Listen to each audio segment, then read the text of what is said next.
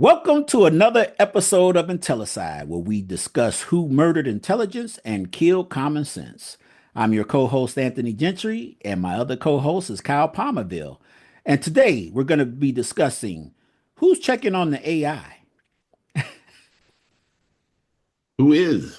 Yes, sir. Yes, sir. So, Um, yeah, we were talking a lot about AI and mhm, and good and bad implementations of it and the limitations of it and right. how, not that it was it was oversold, a lot of people I mean it is a very impressive technology. It is a leap forward, but it is also not everything people thought it was. Um, Right. there's no actual sentience there. It's not really an intelligence. Hmm. Yep. I Uh, mean, right. it's in the way it's implemented has been really hit and miss. Well, if you think Um, about it, as intelligent as AI is, it's still only intelligent because someone programmed that in. right. And And it was able to take other people's work, human work, and iterate off that, right? Like right. if you hadn't trained the AI on actual humans' writings and art, it wouldn't Yep. be able to generate anything. And the problem Right. with it is, right, is that like if it doesn't get a continuous stream of original human generated content to Hmm. train on, Right. it turns to garbage because AI trained on AI generated content is garbage. Yep. Yeah. So it actually requires that we continue humans producing writing and art in order for the AI to even be able to do whatever it's doing. Right. Yeah. We talked about our uses of AI. And Right. I had mentioned that I had wanted to generate something for a tabletop role playing campaign. Hmm. And I wanted to have basically almost like a dictionary entry for the word collaborate.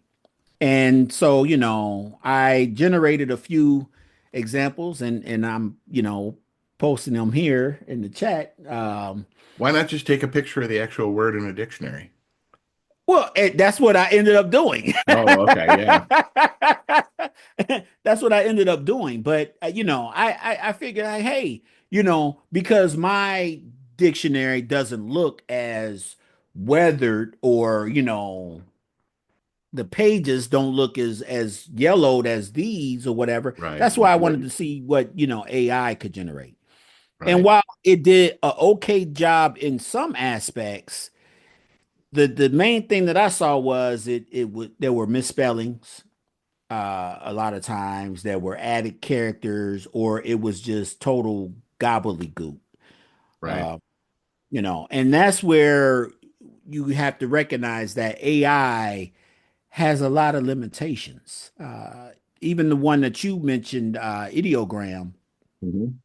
using that, yeah, it Yeah.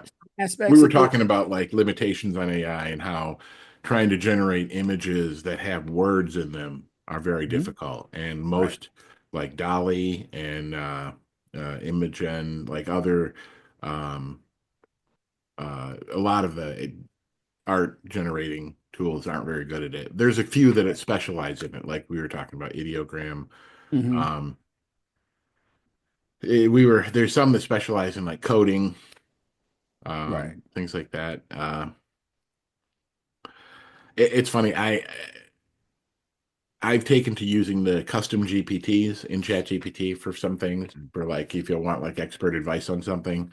If I have a Hmm. question related to, law or whatever, I can go Hmm. ask a GPT and oftentimes it will refer me to, go contact a lawyer or, tax expert or whatever. But, for simple questions, it works pretty well. So when you're creating these custom GPTs, exactly how do you do that on GPT? You had to have a paid membership. Uh-huh. Um, for it. And yeah, where is it? Yeah, when you have a paid membership, there is an option that pops up says Explore GPTs Hmm. on the left-hand side, and then there's a button on there that says Create, and you can create your own. Okay. GPTs. So then all it is a matter of it's kind of a two-part thing. You tell it like who it is and you know how to respond, and then you give it the context for like what it knows and how you want its answers to show up. Like, you know, the first part would be like you are an expert in US law, you know these specific, you know, you specialize in these specific things, maybe even give it some sources and say like here's, you Hmm. know, US code, you know, answer questions on that or the Constitution or Right. um, and then you know, you give it context. You say, you know, and give your answers in, you know, brief, cite, you know, give your answers brief but concisely, cite Hmm. sources. Don't give anything, don't say anything that you can't cite a source for. So to try to limit hallucinations and things like that. Okay. Um, but yeah, Hmm. that's basically it. And then you can have a conversation with that GPT. Okay. And And it'll use oftentimes, the sources instead of just spouting off, something from yeah, random. that's really the key to it, I think, is giving it specific sources for the specific knowledge you want it to be an expert on. So like a lot Okay. of times it'll be like, here's, you know, the Constitution and specific case law and some Supreme Court cases, and I got questions about, you know, the Warren Act or whatever, and you know, like Hmm. specific things. So it has a lot better context with which to answer you. Okay. Okay. Understood. Now it'd be interesting if it would be able to draw forth from, say, comic books. I'm in the comic books, and if I gave it, Hmm. information about certain comic book characters, would it be able Hmm. to actually reference those Oh, things? absolutely. Okay. Yeah, in fact, that kind of thing is kind of what I do when I run D&D games is I give it, you know, not uh you could I mean there's a Marvel superheroes game. So you could give it like Marvel maintains these like public pages about like the superheroes and you can actually give Hmm. it a link to that and say Hmm. like, you know, I'm playing in a game with this character and this character and this character. Give me a story arc that would have the three of them meet up or whatever. And you could generate a like a session or a campaign from that. Would I be able to upload a PDF? Yeah, yeah, it can examine documents. Yeah, Oh, wow. Okay. All yeah, right. I might have to do that. yeah. I did that, you know, partially with like when we talked before about the GPT that I've created a couple of GPTs for my use in my D&D games. I did the one that was a sentient magic item, and then I did another one that was an NPC who was a Hmm. librarian in this library that they were, you know, and so he the only challenge is I'm still working on that one because it's I'm trying to limit the amount of um so I'm trying to increase the amount of role play that it's doing, like the quality of the Right. role play to make it try to inhabit that character of a librarian more. Otherwise, it tends to kind of start um acting more as a quest giver, not as a librarian, you know. Like, Mm. why would a librarian answer that way, you know? Well, listen.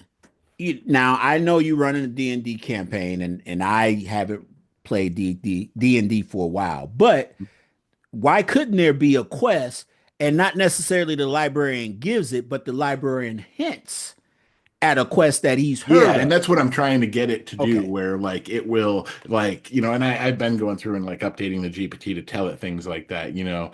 Because I did find like when the players were interacting with it, it had started like acting a little more like the sentient magic item and being like, there's this thing and you can go, you know, like he was giving them the quest. Like there's this Right. magic item, you should go seek it out. And it's like, well, wait a minute, you know, librarian's not gonna do it. Um, Yeah. And but see that, right, that's the problem with AI,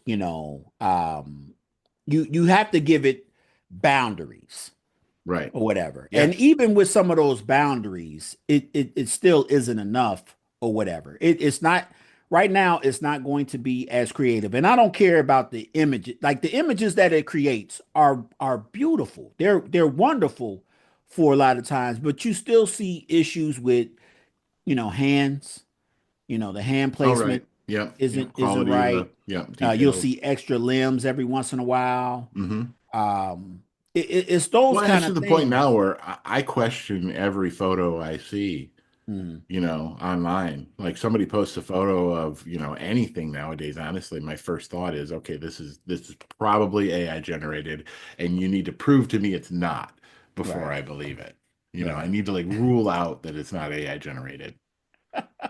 So, Yeah, we're in that day and age. Now, um, can AI generate social media posts?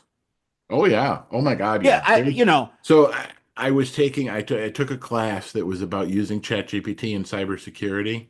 mhm, And part of the class actually walks you through how to create like it was in the section that was talking about like phishing and social uh, you know the social aspect of hacking, mhm, um, social engineering, and part of it was how to create like a fake AI avatar, mhm, using like with its own voice, and it can do video calls. And so yeah, there's actually a whole thing where there are Instagram influencers who are entirely AI generated, where people will have they create these specific, and there's actually like a tutorial out there on how to do it, where you can use AI to create pictures of a consistent person, of like the same person over and over. Like you have it create a person, and then you use that person as a reference photo to create all these other photos.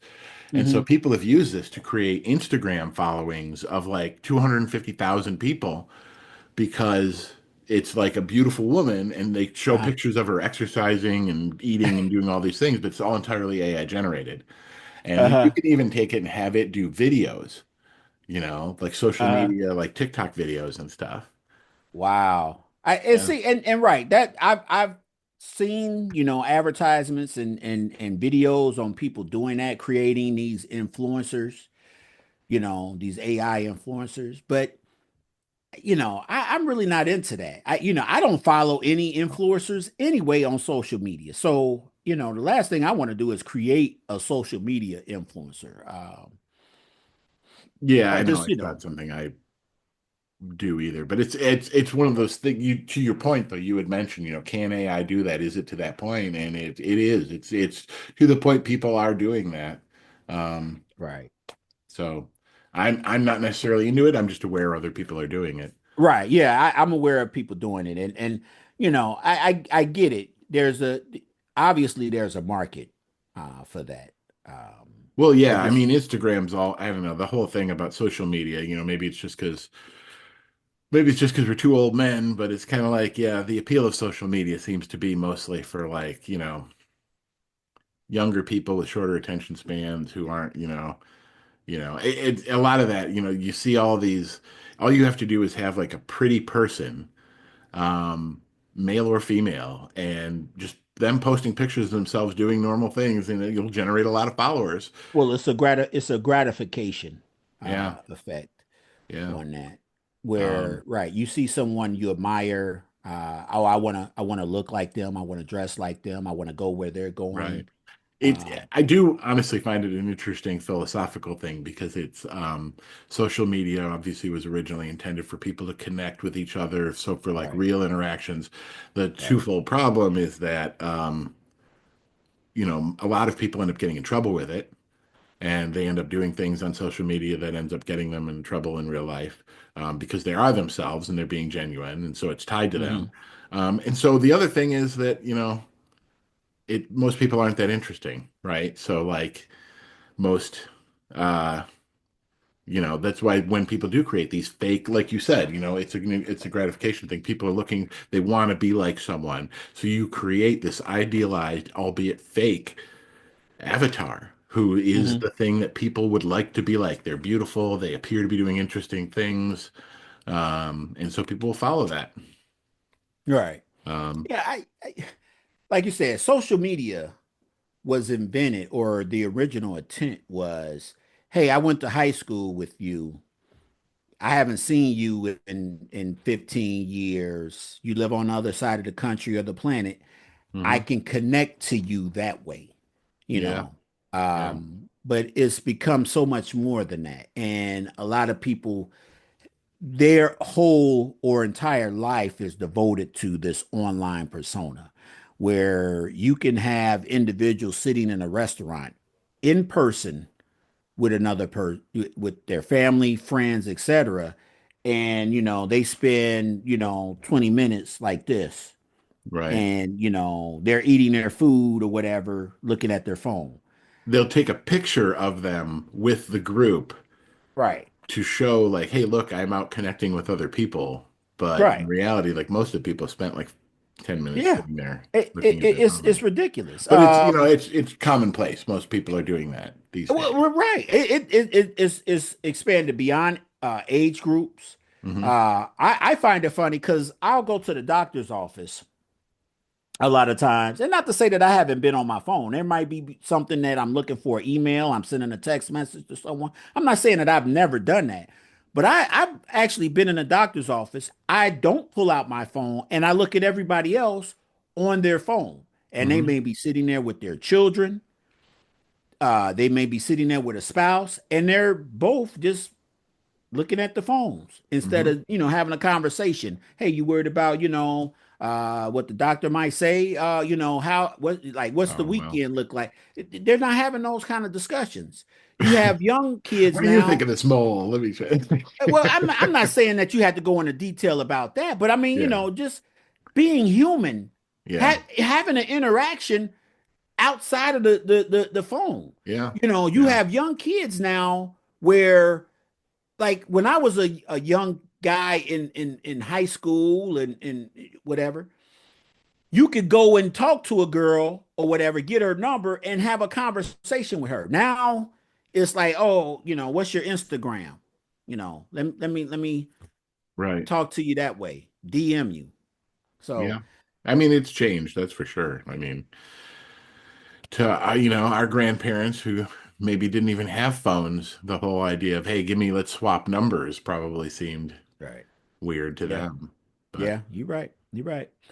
All right. Well, hey man, the AIs haven't oh, you know replaced what? us Actually, yet. really quick before we end, I did want Yeah. to mention we were talking about AIs and bad implementations. Uh, Um, White Castle recently implemented AI in their drive-throughs, and I tried this the other day, and it was terrible. It comes up with an AI as soon as you pull up and says, say, okay, I'm ready to continue, or you got to wait like 30 seconds for it to time out before it goes right. away, and then you can talk to a human. But I went through the whole thing and I gave it my order, told it what I want, got to the end, and when I went to go to checkout, my whole order was blank. Like it had forgotten everything I had just said. Wow. Hey man, it was trying to save you from what you were about to indulge in. Right. Like, are you trying to tell me something? Like, you don't really want any of that. Keep driving, man. This is White Castle. You don't want to eat here. It's not 2 a.m. What are you doing? Like,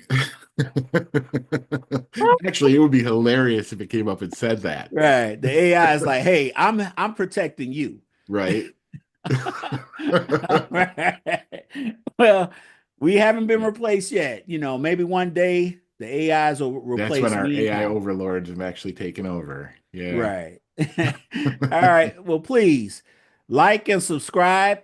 Contact us if you have any questions or content that you want to see, and we'll see you next time. This is Anthony and Kyle signing out from Intellicide.